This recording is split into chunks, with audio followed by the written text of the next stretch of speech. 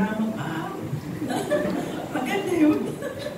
Kasi, alam ko, kanya-kanya tayo, galing tayo sa ating mga pamilya, ang iba dyan, may mga pressure sa buhay, ang iba naman dyan, masaya, ang iba ay ayaw pamuntahin sa church, di ba? Pero pagdating dito, ito, masaya tayo nagkakaisa. Hallelujah. Palapakan muna natin si Lord. Okay, nag-pray ako at sa ating panalangin, ito yung binigay ng Lord sa akin, yung Christian community. Pray muna tayo. Lord, salamat po sa pagkakataon ito. Ikaw po ang mataas. Ikaw ang maluwalhati sa daigdigmaan. Panginoon, pangunahan mo kami. Ahinin po ang Banal na Espiritu Santo na patuloy kaming puspusin ng kapangyarihan mo, Panginoon. Hallelujah. Lord, tumimo. Ang salita mo ay tumimo sa puso ng bawat isa at ito'y may apply namin sa aming mga buhay. Pagpalain mo, Panginoon, ngayong umaga ang aming worship service, Lord God. Ang lahat, Panginoon, maasa kami na kami ay iyong pagpapalain. Thank you, Lord, in Jesus' mighty name. Amen. Okay. Christian community. Sa Tagalog, Christian community sa Tagalog, pamayanang pala yung community, ano? Tama ba? Pamayanang o pamayanang? Diretso ba o ano? Pamayanang Christian community. Christian community, sinasabi diyan, ang pamayanang Kristiyano ay maaaring or tuklasin kung paano i-connecta at bumuo ng relasyon sa bawat isa. At ang kahalagahan ng connection sa pang-spiritual na paglago at mamuhay sa pananampalataya. So sa Christian community, ito talaga yung kaya nga tinawag ng Christian community kasi ang tinatanong nila ay para bumuo ng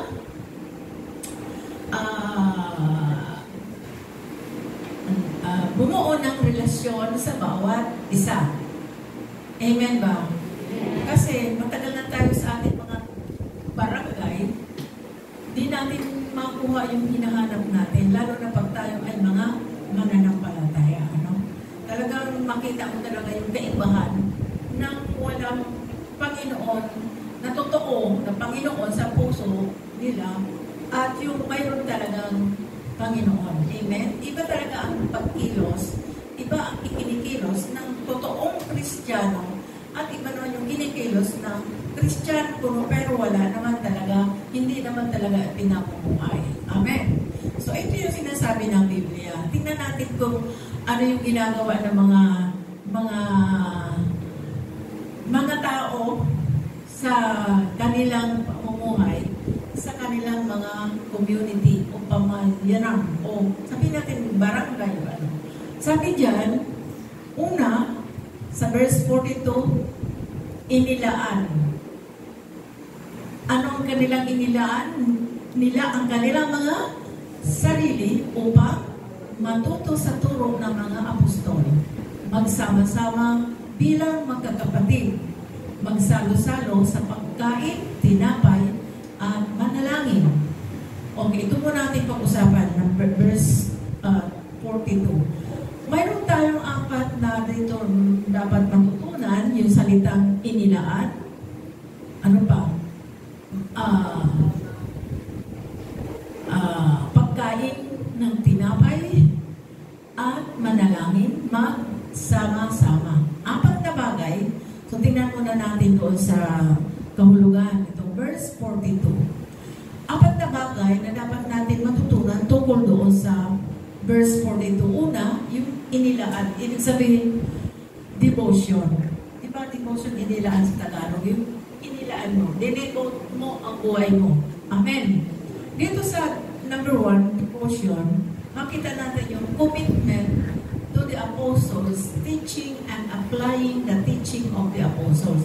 Makikita natin yung sa kanilang lugar, pinag-uusapan natin yung Christian community ha, hindi yung non-Christian. Nandun yung kanila talaga commitment. Amen. So, sa devotion, sa salitang inilaan or devotion, nandun ang commitment nila sa mga nagtuturo. Ibig sabihin, sino yung mga nagtuturo sa kanila? Yung mga alagad ng Diyos, mga apostol. At tuwa sila, blessed na blessed sila sa pagsunod sa katuruan ng mga alagad. Kasi ano ang tinuturo ng mga alagad? Ay salita ng Diyos. Amen? At saka ina-apply nila ang katuruan na ito na mga apostol, ina-apply nila sa kanilang mga buhay. Kaya tinawag na inilaan nila ang kanilang sarili sa salita ng Diyos sa pangunguna, sa pagtuturo ng mga alagad. Amen. Yan po yung sa community, Christian community. Pangalawang dapat natin matutunan yung salitang pag magsama-sama bilang magkakapatid. Okay. Tingnan natin. Number 2 is magsama-sama. Ano bang magsama-sama sa English? I think fellowship or gathering, di ba? Or togetherness. Sa salitang fellowship, sa verse 42, doon pa rin tayo sa verse 42. Ang salitang fellowship dito, yung pagsama-sama at nagsishare sila ng kanilang buhay with others in the Christian community. Dito yung fellowship nila, pinag-uusapan dito yung balikan natin. Ang pinag-uusapan nila dyan, magsama-sama bilang magkakapatid, magsalo-salo sa pagkain ng tinapay. Okay, balik tayo doon. So, ang purpose dito ng kanilang pagsama, fellowship ay magkain, sama-sama sa pagkain. Amen. Kaya sa salitang sa Greek word ng fellowship o sa pagkain nila, it refers to koinonia. Refers to deep connection and shared life with others in the Christian community. Para bang, alam ko kung naranasan ninyo sa inyong community, sa inyong barangay. Kasi, siyempre nila na nasa barangay ay mananampalataya. Pero bilang kayo ay mga mananampalataya, hindi nyo nakakalimutan yung inyong kapwa mananampalataya. Kung mayroong, anong mayroong sa inyo, iniisip mo si sister, iniisip mo yung pamilya ni brother, ni sister, di ba? Na kahit na yun na lang yung pagsama, yun na lang ang nakalaan na inyong pangangailangan, isineshare pa natin. Amen? Amen ba? Yung bang meron ka na, yung lang kasyang-kasya lang sa'yo, hindi mo makalimutan yung, kaya meron kayang kinakain sila, brother, meron kaya kinakain sila, sister, o kumusta na kaya sila. Kaya, bilang mga Kristiyano, na talagang deep ang relationship natin kay Lord, yung deep, talagang malalim ang ating connection, talagang hindi natin makalimutan yung ating kapwa mananampalataya. At saka, nakalimutan na natin yung bahala na nga sila. Diba? Wala na sa isip natin yun. Amen? Kasi tayo, ay sinabi doon sa 2 Corinthians 5:17, ang luma ay tapos na, nakalipas na, at ang bago ay, yun na. The oldest gone and the new has come. At yung ating kalalagayan natin ngayon ay yung new has come. So, yun po ang nasa puso ng bawat isa bilang mga Kristiyano. So dito, ang fellowship nila ay kumain dahil sa connection nila, sa buhay nila with other Christian community. Tama ba? Tama ba yung sinasabi dito? Bilang mga Kristiyano, hindi natin nakakalimutan yung ating mga kapwa, mananampalataya, na isi-share natin sa kanilang ang mayroon sa atin. Amen ba? Praise God. Hallelujah. Number 3, breaking bread. Tingnan natin na naman doon sa number 3. Sa breaking bread. Okay. Pangatlo ay magsalo-salo pagkain ng tinapay. Ayan, nag-break na sila ng tinapay. Ano ang kanilang ginagawa pagdating sa breaking bread or breaking bread? Number 3 is breaking bread refers to the act of sharing a meal together, symbolizing the shared love within the community. Within the community. Pag sinabing within the community, yun ang kanina sinasabi ko, ano ba, kumusta na kaya si ganito, ganyan, within the community, di ba? Inaalala na natin na sila. Kasi, inaalala natin sila, kumain na kaya sila, ano kaya kanilang ulam, ano kaya ang kanilang pagkain, o baka wala silang bigas, di ba? Wala silang isasaing. Bilang mga Kristiyano, ang sabi dyan, the act of sharing meal together that symbolize shared love within the community. Kung minsan hindi lang naman Christian ang ating ginagawa nito, na nagsishare tayo, mismo doon sa lugar natin na wala pang, na hindi naman nila kilala si Lord, ay talagang nahihipong ating mga puso para i-share natin ang mayroon sa atin. Amen. Hallelujah. Praise God. So, breaking bread, ayon doon sa sinasabi sa verse 42, it is also the way of them to strengthen bond and express their unity. Ito yung ang pinakamalaga. Kaya na-express natin ang bond natin, o bonding natin. Dahil sa unity natin kay Kristo. Sino na makakagawa nito? Ay di ang Kristiyano, totoo. Kasi lahat naman nagsasabing, Kristiyano naman ako. Diba? Kung sa totoong Kristiyano, kung tayo ay bilang mga totoong Kristiyano, ang number 1 natin na concern ay makilala nila si Lord at magkaroon ng unity sa ating Panginoon. Like us. Amen. So that is breaking bread. That symbolize the shared love within the community, and it is also the way to them to strengthen bond.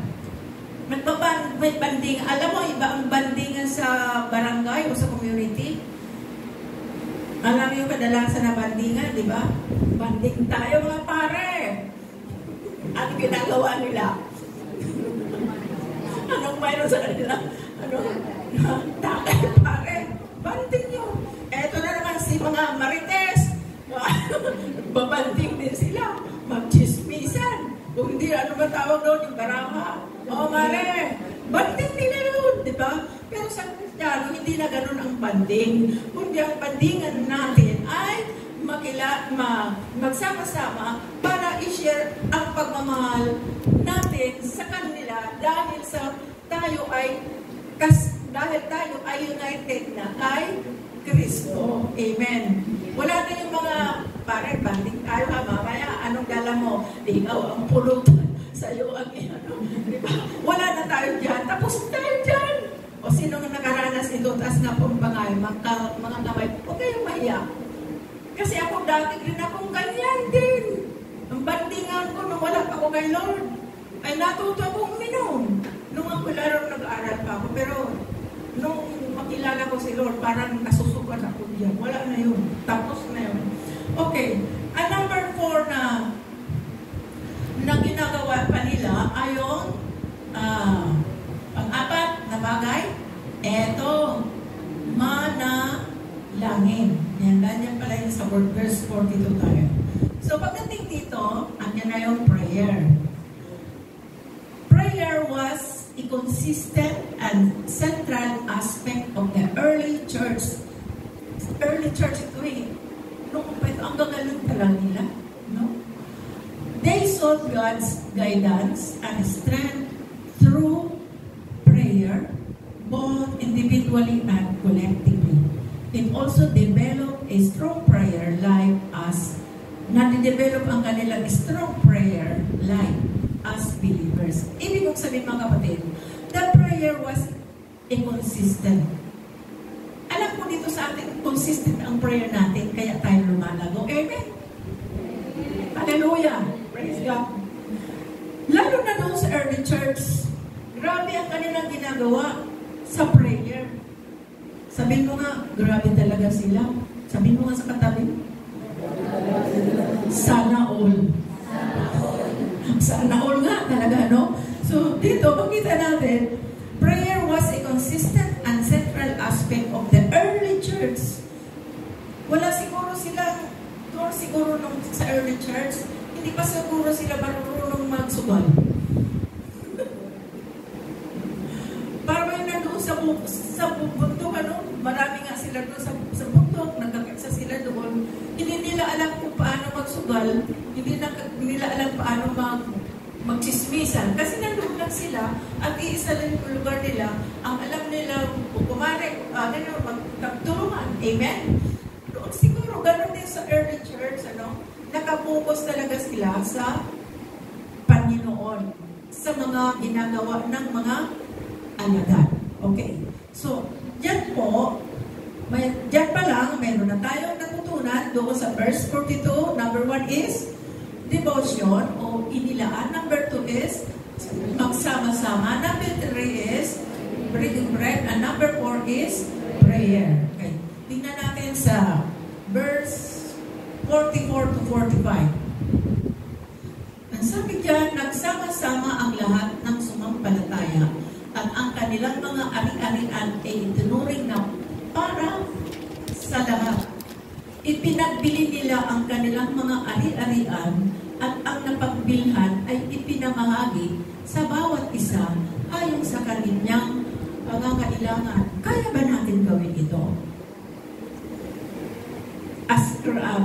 Sa barangay, kaya ba? At tingnan mo yung kanilang ginagawa, napakaganda, no? Kasi pamayan ng Kristiyano sila eh. Ibig sabihin, iisa sila sa kanilang community. All of them are Christians. Okay. So, tingnan mo yung verse 45, pinagbili nila ang kanilang mga ari-arian at pinagbilhan ay ipinamahagi sa bawat isa ayon sa kanyang pangangailangan. Hallelujah, praise the Lord. Sana all. Sabi diyan, so that this is already, sa verse 44-45, ito yun, sharing and generosity. Yung kanilang pag-aari at kanilang mga pinagpupunan ng kanilang mga resources, ay nandoon yung kanilang willingness to sacrifice, to give, para lang ma-ensure, magkaroon ng assurance na ang kanilang community ay nasa mabuting kalalagayan. Tingnan mo yung kanilang attitude, ano, ang ganda talaga. Amen ba? Sana all nga, ano, sa ating barangay. Okay, so, because of that, dahil dito, because of love and unity and tangible expression of their love for Christ. Pag sinabing tangible expression, nakikita mo sa kanya, nahahawakan mo siya, babati mo siya, tangible expression of their love for Christ. Hallelujah. So dito sa verse 44 and 45, makita natin dito yung kanilang generosity at na sinishare nila ang kanilang mga possession or anuman ang kanilang mayroon sa kanila, ang mga resources nila, willing talaga sila mag-sacrifice alang-alang sa ikakaayos, ikakabuti ng kanilang community. Eh, paano kung kurang ang barangay kapitan? Wala nga. Gana? Kailangan ang kapitan maging Kristiyano. Amen? Trabaho natin yan. Hindi yan trabaho ng para kumilos si Lord. Kaya nga, alam mo pagdami nila dyan? Mamaya, ano kayo sa inyo? So ito na, nasa verse 44-45 dito, ang kanilang ginagawa ay for the sake of the well-being of others in the community, they give their possession, bibenta nila para lang, ang purpose nila ay ibigay.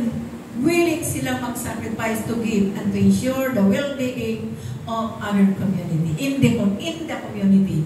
So because of love and unity, for the love of Christ. Hallelujah. Okay. 47. Ito na. Nagpupuri sila sa Diyos at kinalulugdan sila ng lahat ng tao. At bawat araw ay idinaragdag sa kanila ng Panginoon ang mga inililigtas. Ano ginawa nila? Bakit hindi mapigil ni Lord ang pagdagdag ng mga tao na ililigtas? Bakit hindi nila mapigil? Bakit hindi ni Lord mapigil na ayaw ko baka sabi nga, ayaw ko magdagdag. Pero bakit dinadagdag? Because of their praising God. Lagi sila nagpupuri sa Panginoon. Amen? Hindi, at saka kasama doon sa panalangin. Kaya sabi diyan, nagpupuri sila sa Diyos at kinalulugdan sila ng lahat ng tao. At bawat araw ay idinaragdag sa kanila ng Panginoon ang mga inililigtas. Ibig sabihin nito, nakikita nila sa tao, sa Kristiyano, kung anong mayroon kay Kristo. Amen. Kaya sila ay kinalulugdan ng mga tao. Amen? Mayroon ako siya, pero hindi ako nagmamayabang. Nung ako'y may mga Bible study sa Muntinlupa, every week yan nandoon ako. Itong isang pamilya, nagtataka, bakit yan si Pastora Alice na yan ay laging pumupunta dito? Saan sa loob, lahat, bahay-bahay, pinabahay-bahay ko. At kung minsan nagtuturo pa ako ng martial arts doon sa mga kabataan. So, ito na, minsan, tinawag ako, habang nakagumala ako. Sabi na, Sister, Pastora, bakit ka ba nandito lagi? Weekly nakikita kita. Tapos yung mga anak ko, sumasama pa sa'yo. Kala ko, pagagalitan ako. Yung pala, tuwa siya kasi yung mga anak niya, mga suwain, mga pasaway, ay nababago ang buhay. So, ibig sabihin, mayroon silang nakikita sa akin pagkatao. At kung sabihin ko sa kanila, mga bata, halika kayo, punta tayo doon sa tayo ay tumaya sa taya tayo doon, sama-sama tayo. Katulad yung ginagawa ko dati, tumataya ako sa Hayala, hindi ako lang mag-isa. Pupunta ako doon, pero wala na yun, tapos na yun. Tapos yung sukli, kinukuha pa sa akin, hindi binabalik kasi ang dami yung tao. Pag naalaala ko yung Diyos ko po, mabuti na lang nakilala ko si Lord. Okay, sabi ng tao, sabi niya, natutuwa ako kasi mga anak ko ay nabago ang kanyang mga bago-ugali. Yun ay kilos ng Diyos. Amen? Amen. Dahil yung puso ko ay sa pagmamahal sa Panginoon. Amen? Katulad din natin. Hallelujah. Nakikita nila yung Panginoon, yung attitude o yung character ng Panginoon. Mapagmahal, mapagpatawad, diba? Ano yung character ng Lord? Diba? Ganun. So, pwede rin mangyari yan sa ating buhay. Okay, so dito, makita natin na pagdating sa verse 47, bakit maraming dinadagdag si Lord? Dahil sa pagpupuri ng mga tao at kinalulugdan sila. Kaya yung mga nalulugod sa kanila, sumasama na rin. Tama ba? Pwede? Pwede. So dito, sa pang-anim na bagay na dapat natin maintindihan, maraming kaluluwa ang naliligtas na idinaragdag ng Panginoon because of the prayer, the worship, devotion, ano pa ba yun? Fellowship. At nakita natin siya sa mga mananampalataya. So dito si Lord, asalin na hindi siya maging aktibo, naging active siya na magdagdag ng mga ano bang church dito? Church dito ay hindi building, ha? We are the church. Ha? Magdagdag ng mga o sabihin ditong tao, di ordinaryong tao, ay church ka na. Ginawa ka ng iglesia ni Cristo. Hindi yung iglesia ni Cristo na building, ha? We are the church. We are the chosen. So, yun, nagdagdag na sila, si Lord, So, ang role ng Panginoon ay napaka-aktibo para dagdagan ng mga mananampalataya doon sa kanilang lugar. Amen! So, naunawaan natin. Ano yung una? Devotion, fellowship, sharing, generosity, and soul saved added by God. Okay. Lapit na matapos. Ito na. Close na tayo. Ano ang significant part ng Christian to build a community? Ano ba ang significant natin para bumuo ng isang Christian community? Eto na. We should be a witness to the world. Pag sinabing witness, ano? Saksi. Pwede ba natin sabihin mo nga sa katabi mo, saksi ako ni Lord. Totoo. Walang nagsabi yes. Totoo. O hindi.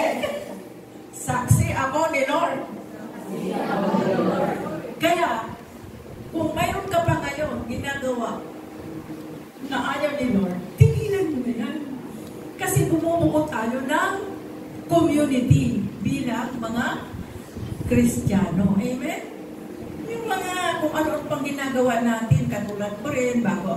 Alam mo kasi, nung ako'y bago pa na sa pananampalataya, naku, tinatakasan ko yung sumusundo sa akin na doktora.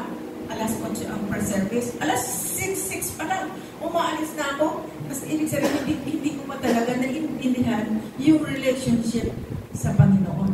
So ngayon, kailangan dyan maging totoo tayong witness, hindi lang sa community, kundi to the world. Amen.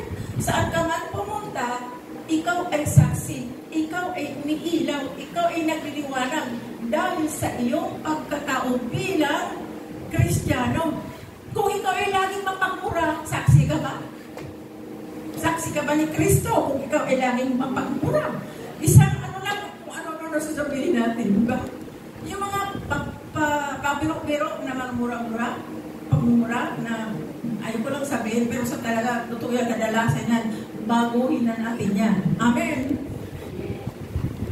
Okay, witness tayo ng word. Yun ang very significant part ng Christian to build a community. And if your shared life in the community is the result of your shared life in Christ, then your life in the community will be powerful testimony to the world that Christ is alive. Powerful tayo ng mga powerful testimony tayo sa buong mundo. Amen? Pwedeng mangyari? Pwede. Nagagawa na ba? Parang wala. Nagagawa na ba? Maging witness? Mayroon na bang sumasama? So, alam niyo mga kapatid, kailangan talaga natin yung effort natin kay Lord, no? Yung talagang yung commitment natin. Hindi kailangan na maging ano ka, kundi kailangan natin si Lord ay nasa buhay natin. Sabi nung isang pastor, sabi ko nung isang pastor na naging pastor, barkada sila, inuman sila. Ay itong isang barkada nila, naging Kristiyano at naging pastor. Sabi ng pastor, mabisita ko kayo ang aking mga kabarkada dati sa Paraguay. Ay, totoo yung mga barkada. Ay, pare, dumating ka. Pare ka na pala ngayon. Banal ka na pala ngayon. Upo ka. So, ano sila? Eto na. Binibigyan siya ng upuan. Binibigyan siya ng baso na may alak. Alam nyo, ang pastor na ito, sabi niya, ako bilang kayo ay aking mga kaibigan, kaya ako nandito. Pero kung pipilitin ninyo akong painumin, ay hindi ko na magagawa yan kasi bago na ang aking buhay. O, di ba niyo nakikita? Gusto ba niyo manatili dyan sa buhay na magulo? Buhay na kung ano. Kaya, yung pastor ay naging isang witness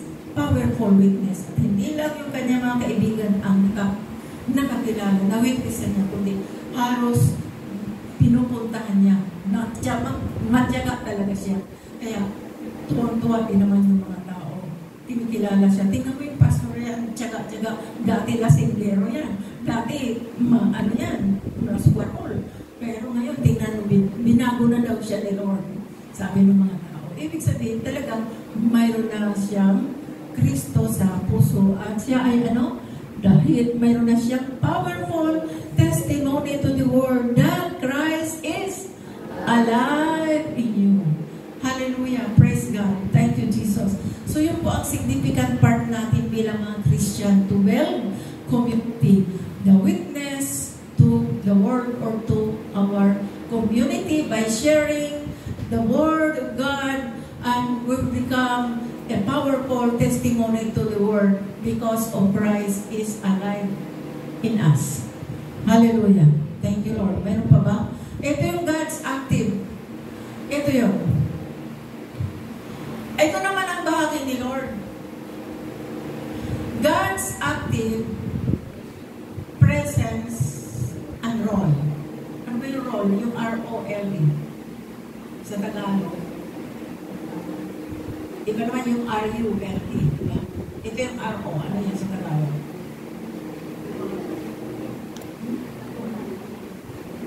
Ano? R-O-L-E. Tungkulin? Ano?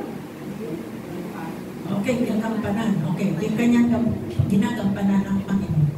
Sa Christian community is the reality, ito na, created by God in Christ, in which we may participate. Bakit na-create ng Panginoon ng realidad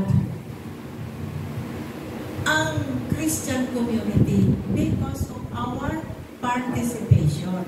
Amen ba?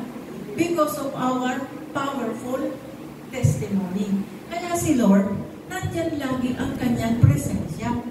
Hindi pwedeng wala ang presence ni Lord kung wala naman doon yung Kristiyano. Amen?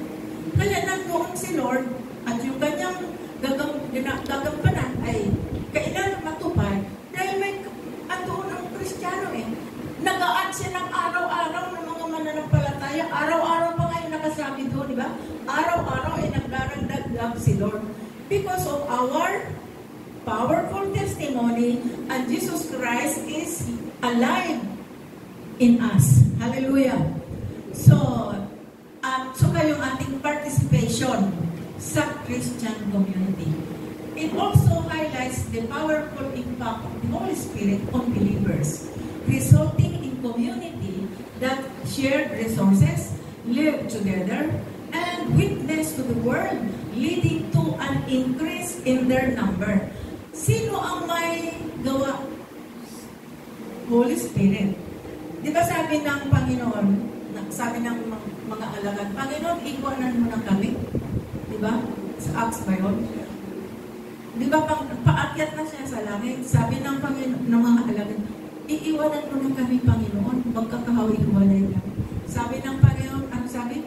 I will send you the Comforter, which is the Holy Spirit. Kaya, ang nagpapatuloy na nag-remind sa atin tungkol sa kaligtasan, tungkol sa salita ng Diyos, walang iba kundi ang Holy Spirit. Amen. Praise God. Kanino siya nagpapaalala? Of course, sa ating mga mananampalataya, resulting in a community. Imagine, mga kapatid, doon sa community nyo, dahil sa'yo, dahil ikaw ay nag-iilaw, nagliliwanag sa kapwa mo kapitbahay, nandoon yung iyong pag-share ng salita ng Diyos. Ito naman si Lord, ang kanyang role ay ano? Mag-add ng mga mananampalataya. Amen. Kaya tinawag dyan na in reality, created by God in Christ, in which we may participate. Understood? Tama po ba? Kung sa halimbawa wala kang participation, anong mangyayari? Ikaw lang yung hirap na hirap. Grabe naman mga kapitbahay ko, di ba? Ay, ayaw mo masirap eh. Di ba? Ikaw lang yung Kristiyano doon. Makita mo kapitbahay mo, ganito, naku, ano mo sa bintana,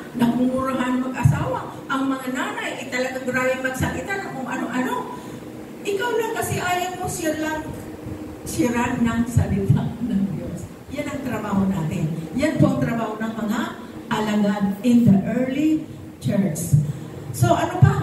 It highlights the power of the Spirit to transform believers. So trabaho ito ng Holy Spirit to transform us into a unified or united community devoted to both God and each other and actively involved in sharing the gospel. Ito na. Devoted, committed sa Diyos at sa bawat isa na actively involved in sharing the gospel. Sama-sama na kayo doon, pagsishare ng bunugan, doon sa kapitbahay, sa susunod na kapitbahay. Alam naman natin yung 4 na bagay, nagsishare, hindi talaga mawala yung kainan eh. Amen? Pwede ba dito kanunin sa atin? Kaya nasusunod natin yung sinasabi ng Bible. At saka, hindi ba ninyo alam na doon sa sharing, sa fellowship, ay nagkakatalagang ang Panginoon ay nagdadala ng mga unbeliever para maging believer sila. Hallelujah. So, ano involvement natin? To share the gospel. Ito yung ano ang involvement ng Holy Spirit? To transform the believers into a unified or united community. Bakit? Devoted tayo sa God at saka sa bawat isa para ma-involve in the sharing of the gospel. Hallelujah. So, the foundation of spiritual community is sharing in the spiritual life of Christ.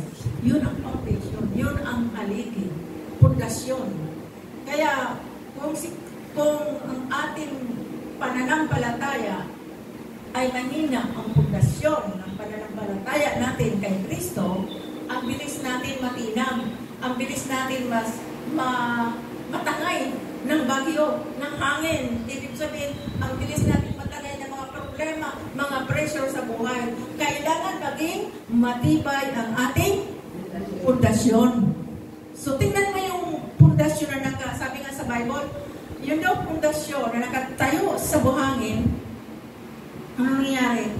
Pagdating ng alon, ayun, natangay ng alon yung pundasyon na yun.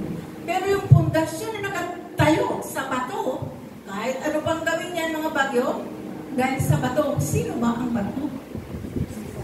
Siyempre ang Panginoon. Amen. So, ang pundasyon mo ba ay katulad ng bato?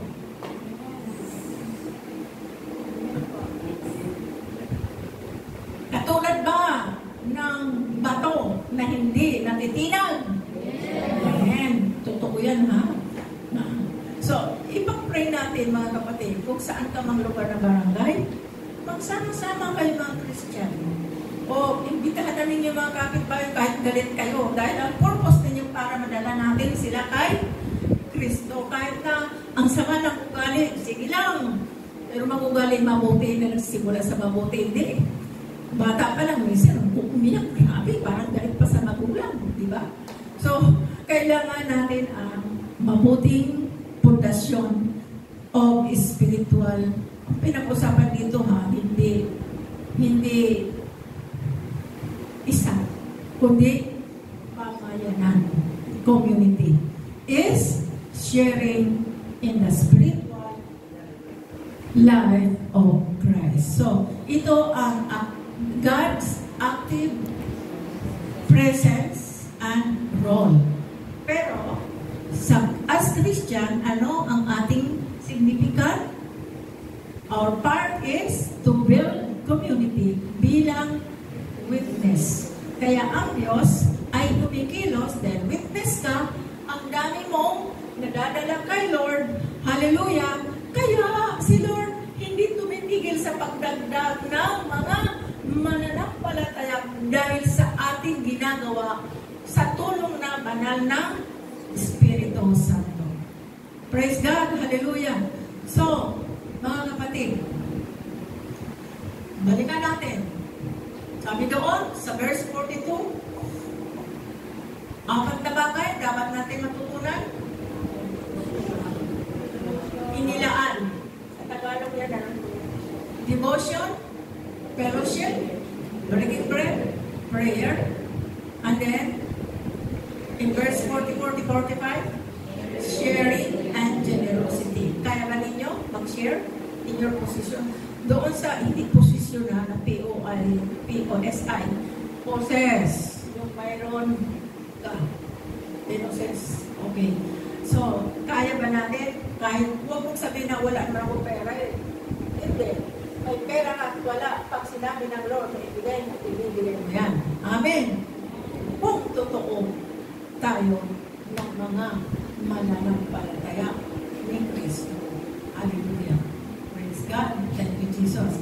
And then another, the last is souls and saved added by God because of our pagpupuri at saka panalangin natin. Diyan nagiging aktibo si Lord. Sa prayer at saka sa worship, sa fellowship, sa devotion natin. Amen. Sa commitment natin. Diyan si Lord aktibo sa atin para dagdagan niya at lumago pa, mag-expand pa ang bilang ng mga mananampalataya. Amen po ba? Sabi doon sa awit kanina ni Pastor, paborito ko yun, the goodness of God. All my life. Sige, kantahin lang natin. Sino ka alam? All my life you have been faithful, and all my life you have been so good. And every breath that I am able, I will sing of the goodness of God. Amen. You see, kung paano tayo magpulit sa Diyos, that God is good. Tayo po'y manalangin. Panginoon, maraming pong salamat sa oras na ito, sa pagkakataon ng salita mo, and i-share, Panginoon, na kaming lahat, hindi lang sila, kundi ako, bahagi, Panginoon, ng pag-aaral ng iyong salita. Kaya, Panginoon, maraming pong salamat na sa oras na ito, na i-share po sa iyong kalooban, paano magiging Kristiyano ang isang komunidad. Because of us, Lord, kami rin po, Panginoon, ang magiging witness sa kanila para mabuo ang isang community na maging Kristiyano. Maraming pong salamat, Lord. Sa pangalan ni Jesus, Amen.